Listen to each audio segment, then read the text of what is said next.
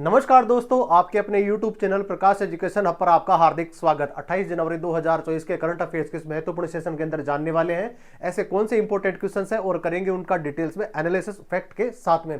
तो चलिए आज के दिवस की शुरुआत करते हैं। आज 28 जनवरी और 28 जनवरी अपने लिए क्यों इंपॉर्टेंट और आज कौन सी महापुरुष की ऐसी जयंती मनाई जा रही है जिसके बारे में कहा जाता है कि लाला लाजपत राय स्वतंत्रता सेनानी,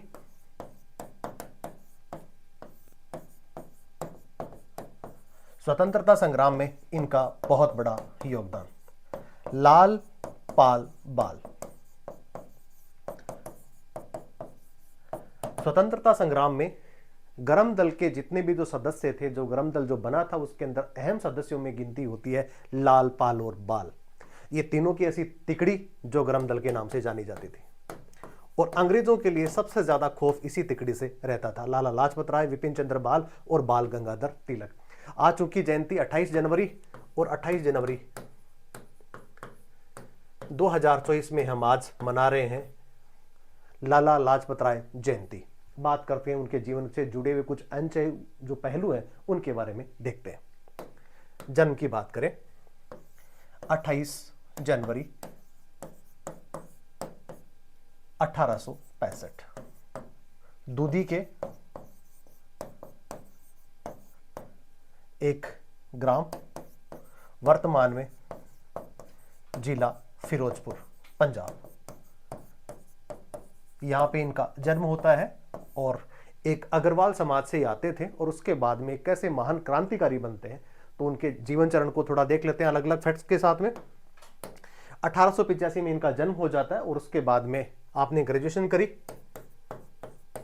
और स्वतंत्रता आंदोलन से ये जुड़ गए। कांग्रेस से ये मात्र 21 साल की उम्र के अंदर ही ये जुड़ गए थे।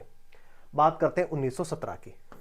1917 में लाला लाजपत राय चले जाते हैं अमेरिका और वहां पर अमेरिका में जाने के बाद में home rule league of America नामक संगठन की करते हैं स्थापना। और जैसे जैसे स्वतंत्रता आंदोलन अपनी गति पकड़ रहा था उसी समय ये जो जोड़ी थी लाल पाल बाल की, वो अंग्रेजों के लिए सरदर्द बनने का कार्य वो कर रही थी। 1928 में आता है साइमन कमीशन और सभी भारतीय करते हैं उसका विरोध। और उसी समय लाला लाजपत राय ने इसके लिए सबसे बड़े एक आंदोलन की घोषणा करी और साइमन गो बैक का जरा हम जो हिस्ट्री में जो पढ़ते हैं वही नारा सबसे पहले इन्होंने दिया। और सैंडर्स एक ब्रिटिश पुलिस अधिकारी जिन्होंने लाठी चलाने का हुक्म दिया और जो आंदोलन जो कर रहे थे उसमें सबसे आगे कौन थे? लाला लाजपत राय। लाठी सर पे लगती है और काफी बड़ी गहरी चोट इनके सर पे लगती है और 1928 17 नवंबर 1928 17 नवंबर को इनकी मृत्यु हो जाती है। और उसके बाद में इन्होंने ये शब्द कहे थे कि जितनी लाठियां मेरे सर पर पड़ रही हैं अंग्रेजों की, ये मान लीजिए आपकी ब्रिटिश हुकूमत की एक एक कील उसके ताबूत पे लग रही है, या कह सकते हैं कि वो दिन ज्यादा दूर नहीं जब आपको जल्दी ही भारत छोड़ने को मिलेगा। इसकी बानगी ये देखिए कि लाला लाजपत राय के जो अनुयायी थे या उनके भक्त कह सकते हैं और कौन कौन से शिष्य हैं आप जान पाएंगे। भगत सिंह, राजगुरु और सुखदेव, ये इनके शिष्य। और लाला लाजपत राय को खत्म हुए मृत्यु को सिर्फ एक ही महीना बीता था जब 17 नवंबर 1928 को उनकी मृत्यु हो जाती है। और 18 दिसंबर को वही सैंडर्स जिसने हुक्म दिया था इन पे लाठी चलाने का और उसी पे गोली चला देते हैं ये तीनों लोग। ये तीनों स्वतंत्रता युवा नवयुग जो थे और वो गोली चला देते हैं। और इसी के लिए ही इनको फांसी पर चढ़ा दिया जाता है, जिसको कहा जाता है लाहौर षड्यंत्र केस। तो आप देख रहे हैं कि बहुत बड़ी एक महान हस्ती, स्वतंत्रता सेनानी, और इन्होंने किस प्रकार अपने आप को न्यौछावर कर दिया भारत की स्वतंत्रता के लिए। बात करते हैं इनके कुछ सामाजिक सरोकारों की। पंजाब नेशनल बैंक की स्थापना करने वाले व्यक्ति थे लाला लाजपत राय। इसके अलावा लक्ष्मी बीमा बैंक की स्थापना किसने करी? वो भी करते हैं लाला लाजपत राय। असहयोग आंदोलन में उतना ही भाग लिया जितना किसी नौजवान युवक को लेना चाहिए। और उसके बाद में गांधी जी की नजरों में इस प्रकार आए कि उन्होंने ये सहमति दी कि आप भी मेरी तरह स्वतंत्रता आंदोलन में ले सकते हैं भाग, लेकिन एक कह सकते हैं कि नरम दल या हिंसा के विरुद्ध थे गांधी जी, हम सब लोगों को पहले से विदित, लेकिन इनके रास्ते कुछ और थे। तो आज आप करंट अफेयर्स की महत्वपूर्ण क्लास के अंदर आप जान रहे हैं कि लाला लाजपत राय का जन्म दिवस 28 जनवरी को, और आज हम उनकी बना रहे हैं जयंती। चलिए तो सेशन की शुरुआत करते हैं आज के पहले करंट अफेयर्स के पहले प्रश्न के साथ में। देखते हैं पहला प्रश्न, हाल ही में डीजीसीए द्वारा किस एयरलाइंस पर सुरक्षा नियमों के उल्लंघन के लिए 1.1 करोड़ रुपए का जुर्माना लगाया गया? डीजीसीए इस प्रकार एक अधिनियमित एक संस्था, और ये विमानन मंत्रालय के अंतर्गत करती है काम, एविएशन मिनिस्ट्री के अंदर करती है ये काम, और उसी के द्वारा इस प्रकार का एक जुर्माना लगाया है। भारत की कौन सी ऐसी एयरलाइंस है जिसके खिलाफ ये जुर्माना लगाया गया, या कौन सी ऐसी एडवाइजरी थी जिसको उस एयरलाइंस ने लागू नहीं किया? आंसर हो जाएगा इसका कौन सा? Air India. आपातकालीन ऑक्सीजन आपूर्ति के संदर्भ में ये उन सभी मानकों पे खरा नहीं उतरा, और उसी की वजह से डीजीसीए ने उस पे लगाया है 1.1 करोड़ रुपए का जुर्माना। आप देख रहे हैं इसका आंसर हो जाएगा कौन सा? Air India. अब बात करते हैं एयर इंडिया की पृष्ठभूमि के बारे में।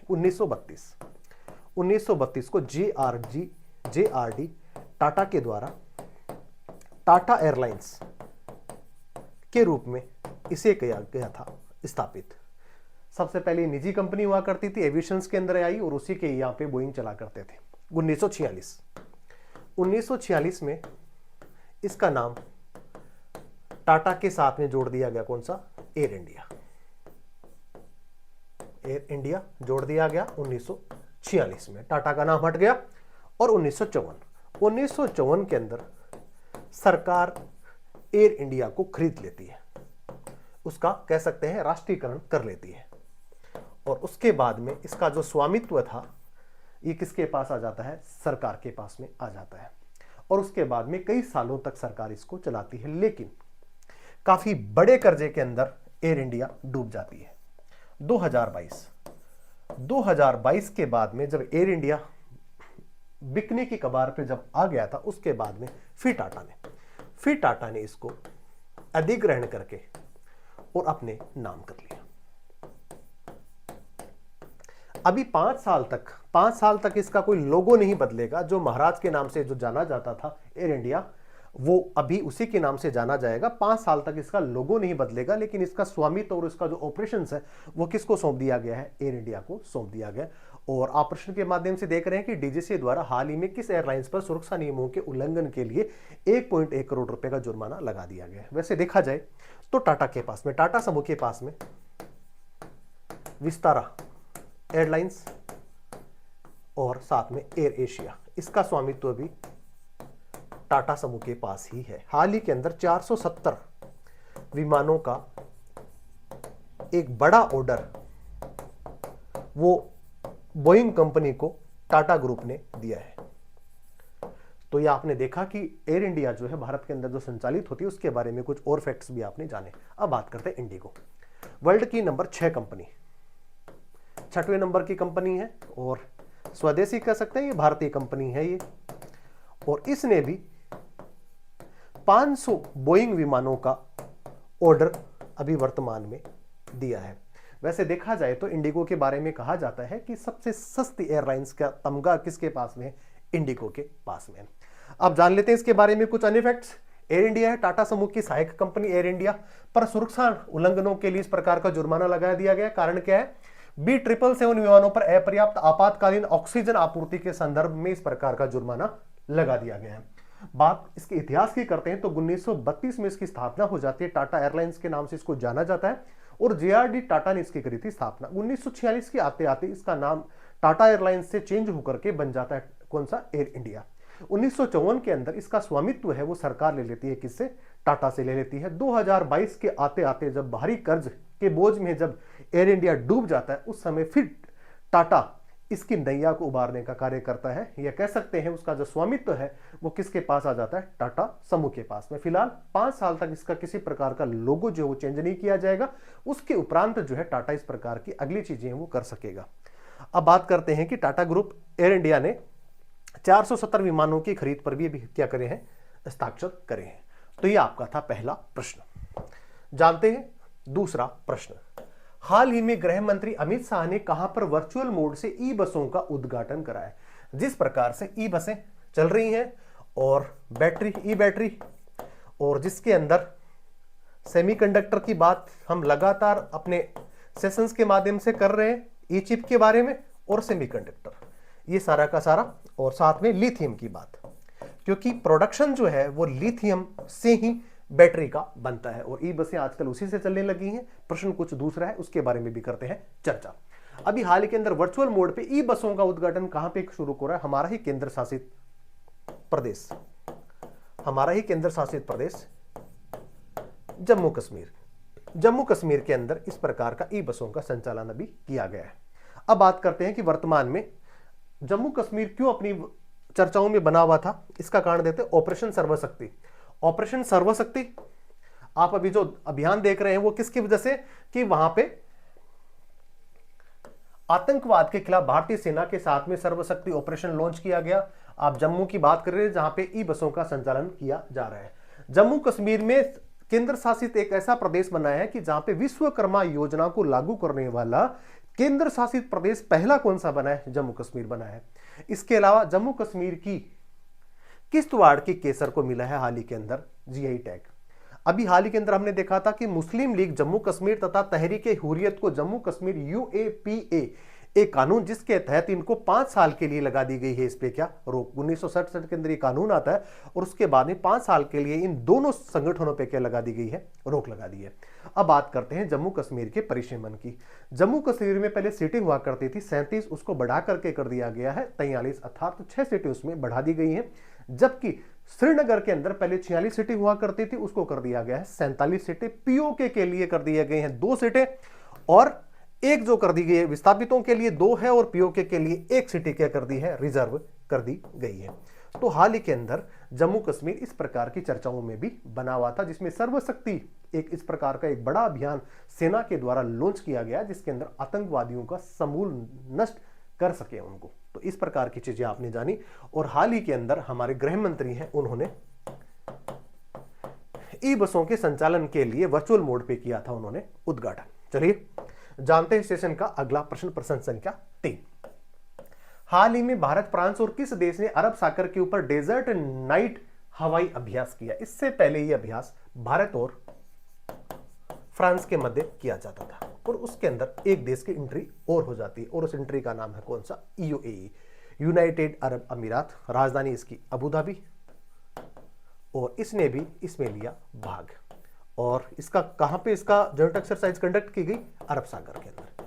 अरब सागर के अंदर भारतीय चुनौतियां वो ज्यादा इस प्रकार से हो रही हैं कि हुती विद्रोहियों की वजह से जितने भी जो मालवाहक जहाज आ रहे हैं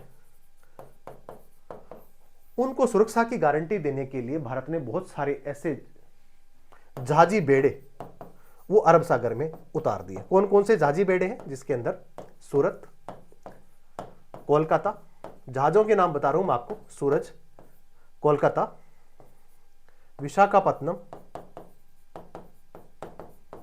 मार्मुगाओ,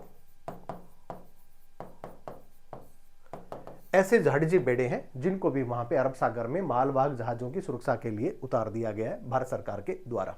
अब आप देख रहे हैं भारत, फ्रांस और यूएई के मध्य इस प्रकार की ज्वाइंट एक्सरसाइज की गई, जिसके अंदर डेजर्ट नाइट हवाई अभ्यास इसको कहा गया है। तो इसमें तीसरा देश इसमें सम्मिलित हुआ है, उस राष्ट्र का नाम है कौन सा? यूएई। भारत की तरफ से कौन कौन से ऐसे विमान थे, लड़ाकू विमान है, उन्होंने इसमें लिया था भाग? तो बात करते हैं मिग-29, सुखोई और C-30J 130J, इस प्रकार के विमानों ने इसमें लिया था भाग। और भारत और फ्रांस और यूएई के मध्य ये इस प्रकार का अभ्यास अभी किया गया था।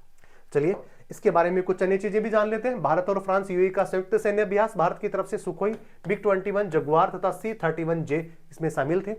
अब बात करते हैं कि भारत और फ्रांस के मध्य कौन कौन से संयुक्त सैन्य अभ्यास कंडक्ट किए जाते हैं। आंसर है इसका कौन सा? शक्ति अभ्यास। शक्ति अभ्यास तो किया ही जाता है, इसके अलावा वरुण और गरुड़ दोनों अभ्यास भी हम फ्रांस के साथ में करते हैं। प्रोजेक्ट 75 को कौन भूल सकता है, जिसके अंदर हमने स्कॉर्पियन पनडुब्बी निर्माण करने का जो सहयोग प्राप्त करा है वो कहां से करा है? हमने फ्रांस के साथ में ही करा है। और ज्यादा चर्चाओं में इसलिए भी बना हुआ है क्योंकि हाल ही के अंदर 26 जनवरी को गणतंत्र दिवस की परेड पर हमारे जो मुख्य अतिथि पधारे थे वो भी फ्रांस के राष्ट्रपति मैक्रो ही थे। तो भारत के साथ में फ्रांस के प्रगाढ़ संबंध और राफेल लड़ाकू विमान, जिन्होंने एक न्यू टेक्नोलॉजी के साथ में भारतीय वायुसेना के बेड़े में इजाफा करा, यह भी हमने कहां से लिया है? फ्रांस से लिया है। अब बात करते हैं भारत और यूएई के मध्य कौन कौन से ऐसे सैन्य अभ्यास चल रहे हैं। अभी जनवरी के माह में डेजर्ट साइक्लोन 2024 जैसलमेर के अंदर इस संयुक्त सैन्य अभ्यास का किया जा रहा था आयोजन। तो ये यूएई भी हमारे लिए एक अहम पार्टनर है। वैसे देखा जाए तो यूएई इसलिए भी पार्टनर है क्योंकि कच्चे तेल का जिस प्रकार से हम आयात करते हैं उसके बदले हम जो मनी देते हैं, जो रुपया देते हैं, तो हम अपनी ही करेंसी में उसको इसका भुगतान करते हैं। ऐसा पहला कौन सा देश बना है? ये भी यूएई बना है, जिसके साथ में हम जो जितने भी प्रकार का जो करते हैं व्यापार विनिमय, वो हम अपनी मुद्रा में ही उसको इस पैसे को चुकाएंगे। तो ये भी अपने लिए महत्वपूर्ण है। अब बात करते हैं कि अभी COP28 का जो आयोजन था वो भी कहां पे किया गया था? दुबई के अंदर किया गया था। फरवरी 2024 के अंदर अबू धाबी का पहला मंदिर बनने वाला है और उसकी उद्घाटन जो किया जाएगा उसमें हमारे प्रधानमंत्री जी करने वाले हैं शिरकत। तो आप देख रहे हैं इस प्रश्न के माध्यम से कि आपने फ्रांस और यूएई के साथ में कौन कौन सी एक्सरसाइज कंडक्ट की है, और अभी हाल ही के अंदर आपने जो डेजर्ट साइक्लोन तो करा ही करा है, और जो नाइट अभ्यास किया है वो वायुसेना का, वो हमने तीनों देशों के साथ में करा है। भारत उसमें तीसरा देश था, भारत, फ्रांस और यूएई। चलिए जानते हैं अगला प्रश्न, प्रश्न संख्या 4।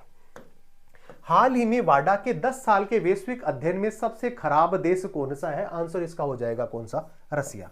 रसिया वाडा के वैश्विक अध्ययन में सबसे खराब देश कौन सा है? तो वह है रसिया। अब बात करते हैं कि इसके बाद कौन सा है? भारत।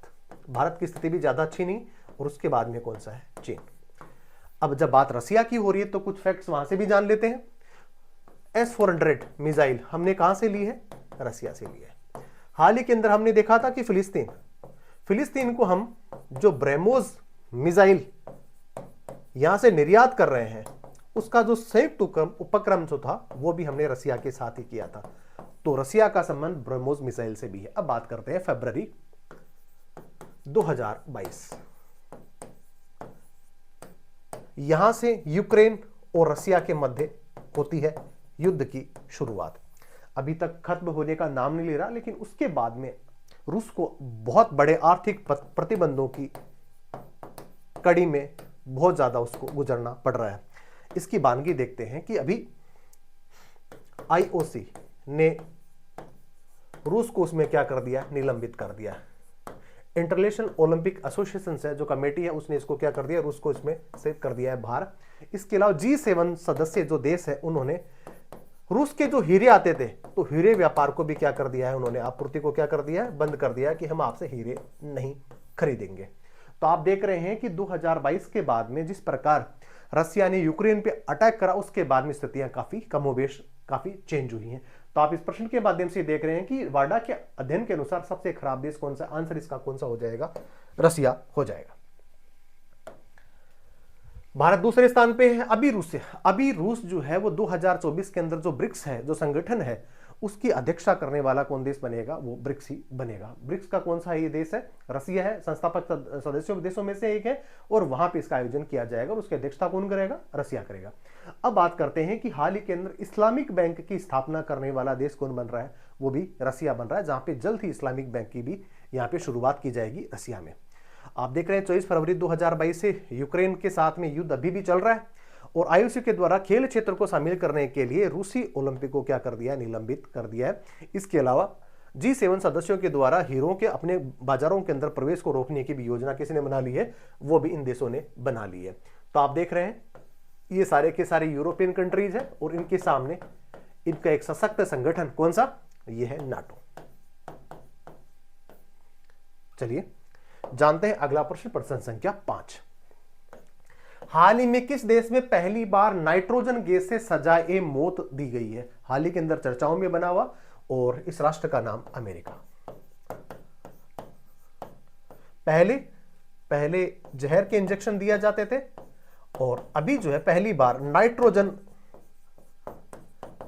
गैस का इसमें किया गया है इस्तेमाल, और ये राष्ट्र कौन सा बना है, आंसर हो जाएगा इसका अमेरिका। अब हाल ही के अंदर अमेरिका और किस वजह से चर्चाओं में बना हुआ है, क्योंकि अभी 4 साल के बाद में वहां पे चुनाव होने वाले हैं, जहां पे पूर्व राष्ट्रपति ट्रंप प्लस में जो बाइडेन, इनकी पार्टियां मैदान में और खुद भी ये मैदान में। अब बात करते हैं खेल के क्षेत्र की वजह से अमेरिका क्यों चर्चाओं में बना हुआ है। 1 जून से लेकर के 29 जून तक T20 वर्ल्ड कप अमेरिका में खेला जाएगा, पहली बार अमेरिका में खेला जाएगा, और संयुक्त मेजबानी कर रहा है वेस्ट इंडीज के साथ में। वेस्ट इंडीज के साथ में ये संयुक्त मेजबानी कर रहा है अभी T20 वर्ल्ड कप की, जो 2024 में होने वाला है, और मेजबानी कौन कर रहा है, अमेरिका कर रहा है। इसके अलावा 2026 के अंदर भी अमेरिका चर्चाओं में बना रहेगा, कारण फीफा वर्ल्ड कप का आयोजन भी 2026 में कहां होगा, अमेरिका में होगा, वो भी कैसे, संयुक्त मेजबानी के आधार पे। कौन कौन से देश उसमें शामिल होंगे, तो इसके अंदर होंगे कनाडा और मैक्सिको। कनाडा और मैक्सिको दोनों ऐसे देश जो भी इसके अंदर क्या होंगे, शामिल होंगे। 2026 में होगा, अमेरिका भाग लेगा उसके अंदर मेजबानी के तौर पे, कनाडा लेगा और मैक्सिको लेने वाला है। चलिए देख लेते हैं इसके बारे में कुछ अन्य चीजें। अमेरिका है जहां पे इस बार नाइट्रोजन गैस से किसी व्यक्ति को दी गई है मौत। 58 साल के केनेथ यूजिन स्मिथ को अलबामा जेल में गैस से मौत दे दी गई। इससे पहले जहरीलू इंजेक्शन के द्वारा सजाए मौत दी जाती थी। अब बात करते हैं T20 वर्ल्ड कप की, जो यूएसए और वेस्ट इंडीज दोनों की संयुक्त मेजबानी में खेला जाएगा, और 1 जून से लेकर के 29 जून 2024 के मध्य ये खेला जाएगा। संयुक्त मेजबानी दोनों देश कर रहे हैं। 2026 का फीफा पुरुष वर्ल्ड कप की मेजबानी करने वाले जो देश, जो तीनों देश बने हैं, जिसके अंदर कनाडा है, मैक्सिको है और अमेरिका है। अभी बात करते हैं स्वीडन हाल ही के अंदर चर्चाओं में इसलिए भी बना हुआ था कि 31+1 फिनलैंड ऑलरेडी पहले से नाटो के अंदर शामिल हो गया था। अभी बारी थी किसकी, स्वीडन की, लेकिन अड़ंगा कौन लगा रहा था, तुर्की इसके अंदर अड़ंगा लगा रहा था, और अमेरिका के मनाने के बावजूद भी वो नहीं मान रहा था। अमेरिका ने एक पैंतरा फेंका कि हम आपको देंगे F-15 हम ईमान देंगे और आप मान जाइए। तुर्की को जल्दी समझ में आ गया और उन्होंने हाँ भर ली कि हम स्वीडन को मान्यता दे सकते हैं एज ए नाटो के मेंबर में, और इधर अमेरिका ने उसको पकड़ा दी F-15 विमान।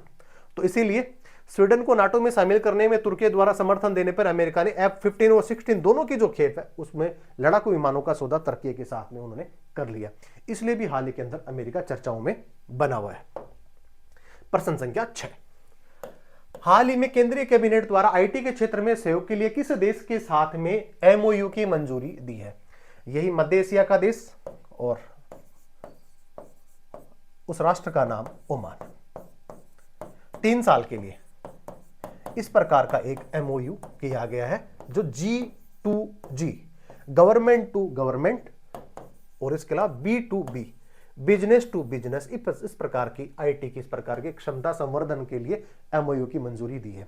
वैसे ओमान चर्चाओं में इसलिए भी बना हुआ था क्योंकि ओमान से आती है जिप्सम, और उसको एंटी डंपिंग ड्यूटी लगाकर भारत ने उसके निर्यात को कम करने की कोशिश करी थी, जिसके अंदर चीन भी शामिल था और साथ में कौन सा था, ओमान भी था। ओमान के साथ में हमारे संबंध काफी अच्छे, और हम बहुत सारी ऐसी जॉइंट एक्सरसाइज हैं वो भी हम करते हैं, जिसके अंदर आप देख रहे हैं सैन्य अभ्यास अल नगाह, वायुसेना का स्टर्न ब्रिज और नसीम अल बहर, ये नौसेना के साथ में हम अभी क्या करते हैं, अभ्यास करते हैं। अब बात करते हैं कि आईटी का समझौता कितने साल के लिए, 3 साल की अवधि के लिए, जिसमें government to government G2G and B2B दोनों कहते हैं द्विपक्षीय सहयोग को बढ़ावा देने के लिए।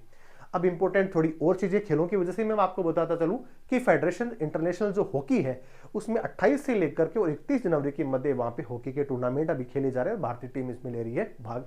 आज तारीख 28 है और 28 से लेकर के और 31 जनवरी के मध्य FIS का टूर्नामेंट अभी ओमान के अंदर खेला जा रहा है।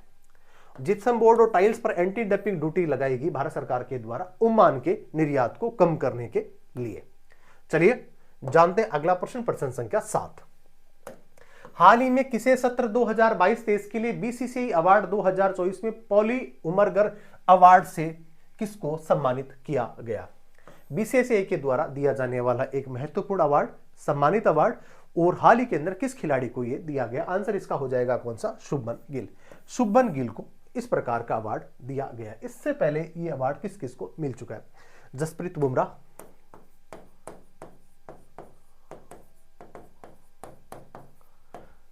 R अश्विन